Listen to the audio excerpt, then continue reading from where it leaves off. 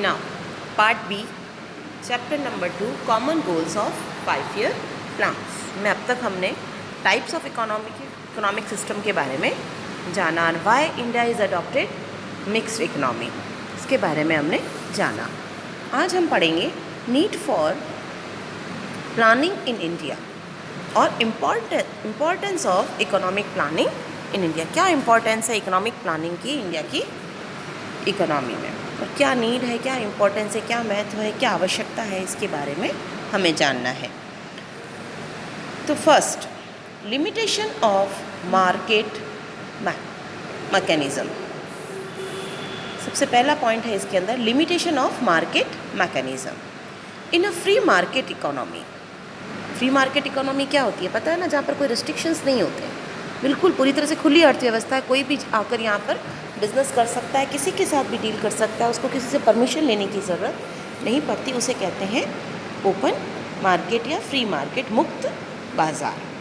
तो in a free market economy there is least intervention of the government in economic activities, hence all economic problems are solved through the free play of market forces of demand and supply. This market based economy through maximize private profit but disregard social benefits. It neither protects the environment nor provide guidance for the use of scarce resources like rare minerals, land, water, etc. Therefore, planning is needed to avoid the adverse effect of the market economy. तो जो आपके market mechanism की limitations थी, जैसे हम free market की बात कर रहे हैं यहाँ पर, तो फ्री मार्केट में क्या होता है कि वो ज़्यादा से ज़्यादा अपने प्रॉफिट पर ध्यान लगाते हैं. उनको प्रॉफिट मैक्सिमाइज़ करने में ज़्यादा इंटरेस्ट होता है ना. उनको मिनरल्स ख़त्म हो रहे हैं, हमारे रिसोर्सेज ख़त्म हो रहे हैं या हमारा एनवायरनमेंट डैमेज हो रहा है, इन सब से कोई मतलब नहीं होता. उनको मतलब होता है अपनी डेवलपमेंट से, कि हम डेवलपमेंट कैसे, अपना डेवलपमेंट कैसे करेंगे, तो उससे मतलब होता है. तो इन सब चीज़ों से जो हानि हो रही है, लॉस हो रहा है हमारे नेचर को और ह्यूमन बॉडी को, इनको जो लॉस हो रहा है उससे, उसको बचाने के लिए हमें किसकी ज़रूरत है, प्लानिंग करने की ज़रूरत है. कि अगर हम प्लान करके चले तो जो हमारे मिनरल्स वगैरह ख़त्म हो रहे हैं, जैसे वाटर वगैरह, क्या हुआ, हमने इनका बहुत ज़्यादा मिसयूज़ करना शुरू कर दिया. जैसे एनिमल्स भी है, तो बहुत सारे एनिमल्स हैं जो रेड जोन में पहुंच चुके हैं, और बहुत सारे मिनरल्स भी ऐसे हैं जो रेड जोन में पहुंच चुके हैं. हम कई बार सुनते हैं ना कि भविष्य में जब आओगे तो आपको ऑक्सीजन ही नहीं मिलेगा, आपको ऑक्सीजन का सिलेंडर लगा के चलना पड़ेगा. कई ऐसे एग्जाम्पल्स हमारे सामने आते हैं. तो इन सब चीज़ों से बचने के लिए कि ये नहीं हो हमारे साथ, हमें प्लानिंग की ज़रूरत है. कि जो भी रिसोर्सेज हैं, क्योंकि प्लानिंग का मतलब ही मैंने आपको क्या बताया कि जो अवेलेबल रिसोर्सेज हैं उनका आप प्लान करके यूज़ करें, है ना. तो प्लानिंग हमें बताती है कि हमें किस तरह से अपने रिसोर्सेज को अच्छे से यूज़ करना चाहिए. उसके बाद आता है आपके establishment of economy and social justice. Second point आपका क्या है, establishment of economic and social justice. The Indian Constitution has adopted social and economic justice as a directive principle, which has also been accepted as a basic national long-run goal in Indian planning. These goals included establish and security of democratic system in the country. First क्या हो गया, establish and security of democratic system in the country. And second, special attention to weak and backward classes of the society. ये जो reservation है उसके तहत हमने ये सारा किया ताकि जो हमारी बैकवर्ड अदरलित जिसे हम कहते हैं, जो बैकवर्ड जोन्स हैं, बैकवर्ड क्लासेस हैं हमारी, उन्हें हम अपने साथ डेवलपमेंट के साथ लेकर चलें. उसके बाद थर्ड आता है आपका making efforts to ensure economic and social security.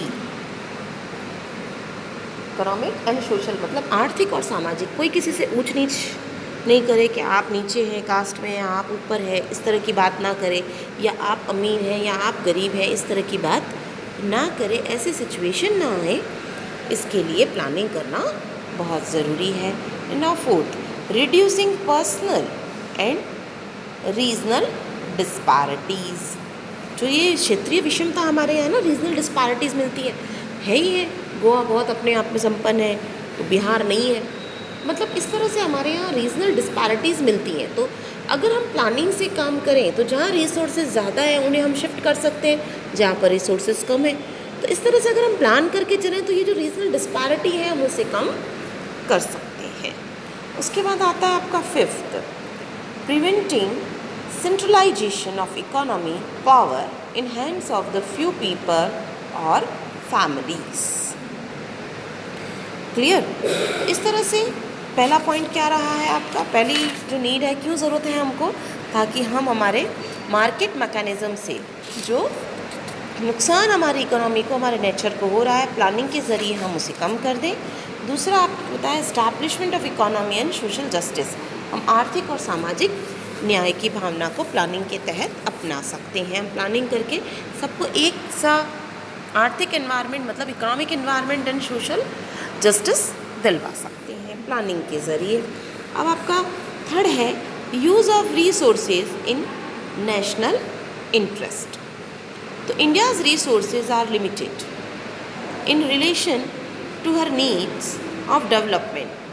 Therefore, resources available in the country need to be used efficiently.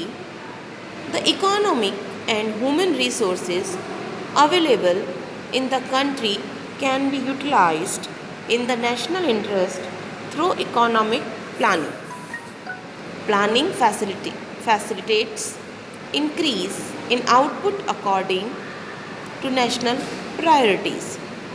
Resources can be utilized, invested through economic planning in such sectors which have low rate of return, but their development otherwise is essential for national and social interest.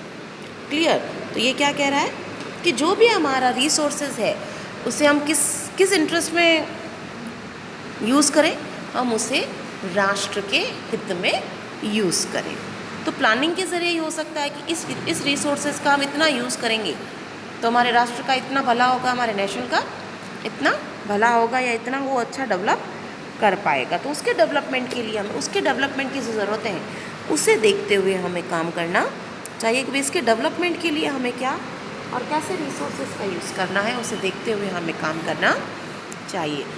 तो ये planning के ज़रिए ही संभव हो सकता है। And last need, creation of economic and social infrastructure. तो infrastructure refers to all the facilities and services which support the production and distribution activities in the economy.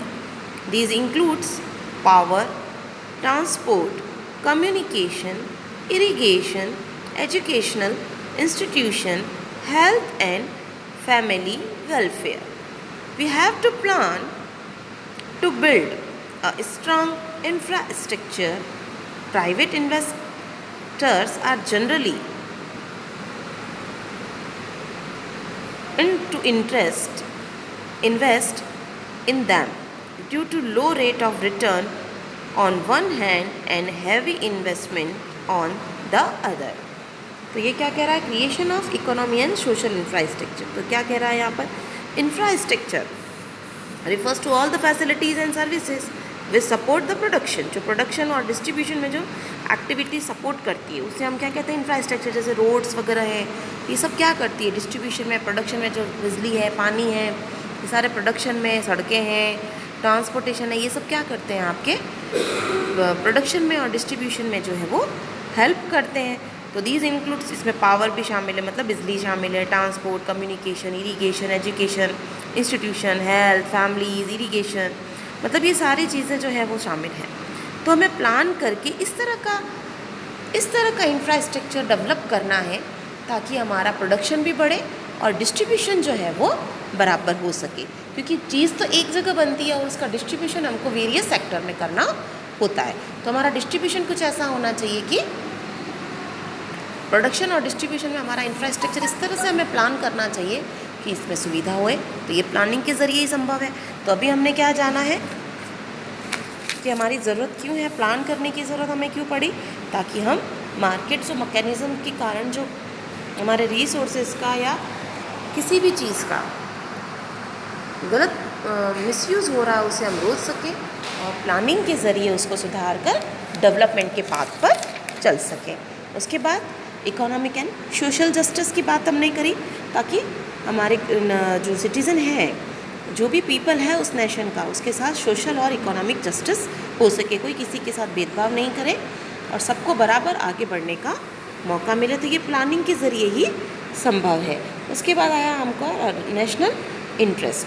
National interest की बात जब हमने की कि जो हमारे रिसोर्सेज अवेलेबल हैं, जो भी हमारे राष्ट्र के अंदर, उस कंट्री के अंदर रिसोर्सेज अवेलेबल है, उनका इस तरह से हमें यूज़ करना है, इस तरह से यूज़ करना है कि वो उससे हमारा देश का डेवलपमेंट हो, उस इंटरेस्ट में हमको काम करना है कि हमारा प्रॉफिट मैक्सिमाइज़ हो। हमें ये देखकर करना है कि हमारे राष्ट्र का भला कैसे होगा और वो डेवलपमेंट के पाथ पर कैसे चलेगा। एंड उसके बाद आया हमारा लास्ट में इकोनॉमिक एंड सोशल इंफ्रास्ट्रक्चर।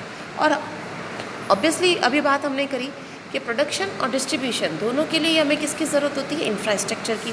और इंफ्रास्ट्रक्चर में क्या क्या चीज़ें शामिल है, water, power, transportation, communication, road, Railways, ये सारी चीज़ें हमारी इसके अंदर इंक्लूड है।